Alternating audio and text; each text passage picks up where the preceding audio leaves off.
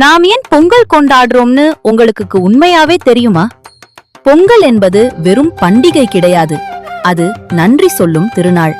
ஒரு வருடம் முழுக்க மழை கொடுத்த வானுக்கும் ஒளி கொடுத்த சூரியனுக்கும் உழைத்த விவசாயிக்கும் நன்றி சொல்லதான் தைப்பொங்கல் கொண்டாடுறோம். அரிசி விளைந்து கரும்பு இனித்து மண் செழித்து நிற்கும் இந்த நாளில் உழைப்பின் பலன் பொங்குற நாளே பொங்கல். பானையில பால் கொதிச்சு பொங்கி வழியும் போது பொங்கலோ பொங்கல்னு சொல்றோம். அதுக்கு காரணம் நம்ம வாழ்க்கையும் அப்படிதான் செழிப்போடு பொங்கி வழியணும்னு வேண்டிக்கிறதுக்காக மனமும் வீட்டு சுத்தம், புதிய தொடக்கம். வாசலில் கோலம் போடுவோம் செழிப்பை வரவேற்க, நல்லது வரணும்னு. புதிய பானையில் பொங்கல், திறந்த வெளியில் சூரியனை நோக்கி பால், அரிசி, வெல்லம்.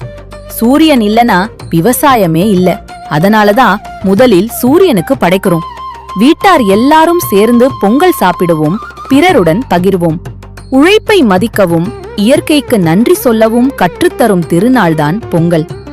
இன்னும் இப்படியான தமிழர் பாரம்பரிய உண்மைகள் தெரிஞ்சுக்க நம்ம சேனலை ஃபாலோ பண்ணுங்க.